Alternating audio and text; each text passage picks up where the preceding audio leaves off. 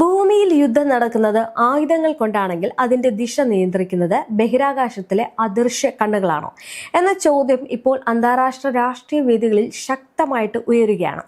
പശ്ചിമേഷ്യയിലെ അമേരിക്കൻ സൈനിക താവളങ്ങളെയും യുദ്ധക്കപ്പലുകളെയും ലക്ഷ്യമിട്ട് ഇറാൻ നടത്തുന്ന കൃത്യതയാർന്ന ആക്രമണങ്ങൾക്ക് പിന്നിൽ വലിയൊരു രഹസ്യ ഇന്റലിജൻസ് ശൃംഖലയുണ്ട് എന്ന കാര്യമാണ് ഇപ്പോൾ ലോക ശ്രദ്ധ പിടിച്ചുപറ്റുന്നത്. ആകാശത്തിൽ നിന്ന് ലഭിക്കുന്ന സൂക്ഷ്മമായിട്ടുള്ള സാറ്റലൈറ്റ് വിവരങ്ങൾ ഇറാന്റെ കൈകളിൽ എത്തുന്നത് എങ്ങനെയെന്ന ചോദ്യം ഉയർന്നതോടെയാണ് റഷ്യയുടെ സാധ്യതയെക്കുറിച്ചുള്ള അല്ലെങ്കിൽ അതിന്റെ പങ്കിനെ കുറിച്ചുള്ള ചർച്ചകൾ ശക്തമായത്. റഷ്യയെ സംബന്ധിച്ചിടത്തോളം ഈ ഇറാനെ സഹായിച്ചേ പറ്റൂ, കാരണം റഷ്യക്ക് അത്രമേൽ കടപ്പാട് ഇറാനോടുണ്ട്. വേറൊന്നും കൊണ്ടല്ല, യുക്രൈനുമായിട്ടുള്ള യുദ്ധത്തിൽ വലിയ രീതിയിലുള്ള സഹായം അന്ന് ഇറാൻ റഷ്യയോട് ചെയ്തിരുന്നു.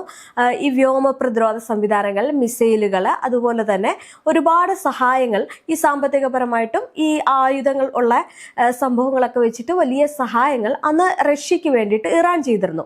അതിന്റെ ഒരു കടപ്പാട് എന്നും റഷ്യക്കുണ്ട്. അതുകൊണ്ട് തന്നെയാണ് റഷ്യ ഈ ഒരു സഹായം തിരിച്ചു ചെയ്യുന്നത്.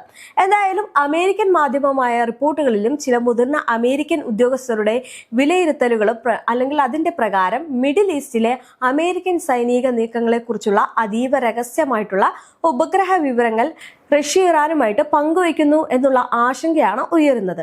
ഇതോടെ യുദ്ധത്തിന്റെ ഭാവിയെക്കുറിച്ചുള്ള ധാരണകൾ തന്നെ മാറുന്ന അവസ്ഥയിലാണ് രൂപപ്പെടുന്നത്. ആധുനിക യുദ്ധരംഗത്തിന്റെ സ്വഭാവം കഴിഞ്ഞ 2 ദശാബ്ദങ്ങളിൽ വലിയ രീതിയിൽ മാറിയിട്ടുണ്ട്. മുമ്പ് യുദ്ധത്തിന്റെ വിജയവും പരാജയവും തീരുമാനിച്ചിരുന്നത് സൈനികരുടെ എണ്ണം, ആയുധങ്ങളുടെ ശക്തി, ഭൂമിയിലെ തന്ത്രങ്ങൾ എന്നിവയായിരുന്നു. എന്നാൽ ഇന്നത്തെ യുദ്ധരംഗത്തിൽ വിവരങ്ങളാണ് ഏറ്റവും വലിയ ആയുധമായിട്ട് മാറിയിരിക്കുന്നത്. ബഹിരാകാശത്ത് ഭ്രമണപഥത്തിൽ സഞ്ചരിക്കുന്ന നിരീക്ഷണ ഉപഗ്രഹങ്ങൾ ഭൂമിയിലെ സൈനിക നീക്കങ്ങളെ അത്യന്തം കൃത്യതയോടെ നിരീക്ഷിക്കാൻ കഴിയുന്നവയാണ്. ഉയർന്ന റെസൊല്യൂഷൻ ക്യാമറകൾ, ഇൻഫ്രാറെഡ് സെൻസറുകൾ, റഡാർ സംവിധാനങ്ങൾ എന്നിവ ഉപയോഗിച്ച് രാത്രിയിലും മേഘാവൃതമായിട്ടുള്ള സാഹചര്യങ്ങളിലും ഈ ഭൂമിയിലെ ചലനങ്ങൾ തിരിച്ചറിയാൻ കഴിയുന്ന സാങ്കേതിക വിദ്യകൾ ഇന്ന് നിലവിലുണ്ട്. ഒരു യുദ്ധക്കപ്പൽ ഏത് ദിശയിലേക്ക് സഞ്ചരിക്കുന്നു, ഒരു സൈനിക താവളങ്ങൾ എത്ര വിമാനങ്ങൾ വിന്യസിച്ചിരിക്കുന്നു, ഒരു മിസൈൽ സംവിധാനം എവിടെ സ്ഥാപിച്ചിരിക്കുന്നു തുടങ്ങിയ വിവരങ്ങൾ നിമിഷങ്ങൾക്കുള്ളിൽ ശേഖരിക്കാൻ ഈ ഉപഗ്രഹങ്ങൾക്ക് ആകും. ഈ വിവരങ്ങൾ ശത്രുവിന്റെ കൈകളിൽ എത്തുകയാണെങ്കിൽ ആക്രമണങ്ങൾ അത്യന്തം കൃത്യതയോടെ നടത്താൻ കഴിയുന്ന സാഹചര്യവും ഉണ്ടാകും. ഇനി ഇത്തരത്തിലുള്ള ഇന്റലിജൻസ് വിവരങ്ങൾ പങ്കുവെക്കപ്പെടുന്നു എന്ന സംശയം ഉയരുന്നതിനുള്ള പ്രധാന കാരണം ഇറാൻ അടുത്തിടെ നടത്തിയ ചില ആക്രമണങ്ങളിലെ കൃത്യതയാണ്.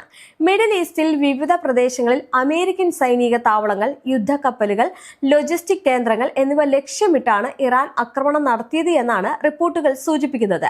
ചില സംഭവങ്ങളിൽ ആക്രമണങ്ങൾ വളരെ കൃത്യമായിട്ട് അമേരിക്കൻ സൈനിക കേന്ദ്രങ്ങളെ തന്നെ ലക്ഷ്യമിട്ടതായിട്ട് റിപ്പോർട്ടുകൾ പുറത്തു വന്നതോടെ ആക്രമണങ്ങൾക്ക് പിന്നിൽ ലഭിച്ചിരുന്ന വിവരങ്ങളുടെ ഉറവിടത്തെക്കുറിച്ചുള്ള ചോദ്യങ്ങൾ ഉയർന്നു. പ്രത്യേകിച്ച് കുവൈത്തിൽ അമേരിക്കൻ സൈനികർ താമസിച്ചിരുന്ന ഒരു കേന്ദ്രത്തിൽ നടന്ന ഡ്രോൺ ആക്രമണം അന്താരാഷ്ട്ര ശ്രദ്ധ നേടുകയും ചെയ്തു. ആ ആക്രമണത്തിൽ അമേരിക്കൻ സൈനികർ കൊല്ലപ്പെട്ടതായിട്ടുള്ള റിപ്പോർട്ടുകൾ വന്നതോടെ ലക്ഷ്യം വെച്ച ആക്രമണങ്ങളുടെ പിന്നിലെ ഇന്റലിജൻസ് സഹായത്തെക്കുറിച്ചുള്ള ചർച്ചകൾ ശക്തമായി.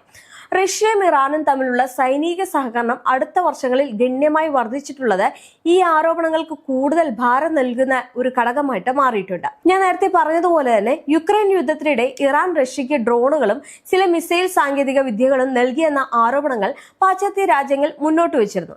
എന്നാൽ ഈ പശ്ചാത്തലത്തിൽ 2 രാജ്യങ്ങളും പ്രതിരോധ മേഖലയിലെ സഹകരണം വ്യാപിപ്പിച്ചതായിട്ട് വിലയിരുത്തപ്പെടുന്നുണ്ട്.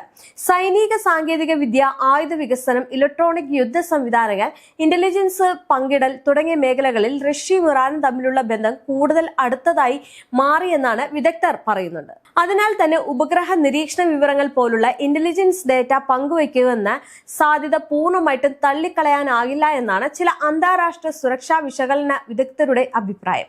എന്തായാലും ഇതെല്ലാം നടക്കുമ്പോൾ റഷ്യ ഇത്തരം ആരോപണങ്ങൾ ഔദ്യോഗികമായിട്ട് നിഷേധിച്ചിട്ടുണ്ട് എന്നും റിപ്പോർട്ടുകൾ സൂചിപ്പിക്കുന്നുണ്ട്. മോസ്കോയുടെ നിലപാട് പ്രകാരം യുദ്ധത്തിൽ നേരിട്ട് ഇടപെടുന്ന രീതിയിലുള്ള ഇന്റലിജൻസ് പങ്കിടൽ നടന്നിട്ടില്ല എന്നാണ് അവകാശവാദം. എന്നാൽ അമേരിക്കയും പാശ്ചാത്യ രാജ്യങ്ങളും ഈ വിഷയത്തെ സൂക്ഷ്മമായിട്ട് നിരീക്ഷിച്ചുകൊണ്ടിരിക്കുകയാണ്. ആധുനിക യുദ്ധത്തിൽ satellite intelligence, signal intelligence, cyber നിരീക്ഷണം എന്നിവ തമ്മിലുള്ള ബന്ധം വളരെ ശക്തമായതിനാൽ ഇത്തരത്തിലുള്ള വിവരം കൈമാറ്റൽ യുദ്ധത്തിന്റെ ഗതിയെ തന്നെ മാറ്റിമറിക്കാൻ കഴിയുമെന്ന് അവർ മുന്നറിയിപ്പ് നൽകുന്നു. ഇനി ഇതേ സമയം സംഘർഷത്തിൽ ചൈന സ്വീകരിക്കുന്ന നിലപാടും ശ്രദ്ധേയമാണ്. ഇറാനുമായിട്ടുള്ള സാമ്പത്തിക ബന്ധം നിലനിർത്തുന്ന രാജ്യമാണ് ചൈന. മിഡിൽ ഈസ്റ്റിൽ നിന്നുള്ള എണ്ണ വിതരണത്തിൽ ചൈന വലിയ തോതിൽ ആശ്രയിക്കുന്നതിനാൽ മേഖലയിലെ അസ്ഥിരത ചൈനയുടെ സാമ്പത്തിക താൽപര്യങ്ങളെ ബാധിക്കാനുള്ള സാധ്യതയുണ്ട്.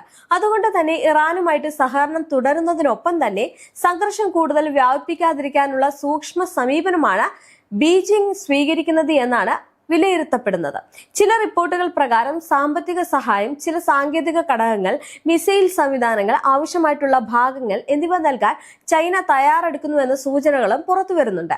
മിഡിൽ ഈസ്റ്റിൽ അമേരിക്കയ്ക്ക് ഇപ്പോഴും വലിയ സൈനിക സാന്നിധ്യമുണ്ട്. ഗൾഫ് മേഖലയിലുടനീളം 10,000-കണക്കിന് അമേരിക്കൻ സൈനികരും 100-കണക്കിന് യുദ്ധവിമാനങ്ങളും വിന്യസിച്ചിരിക്കുകയാണ്.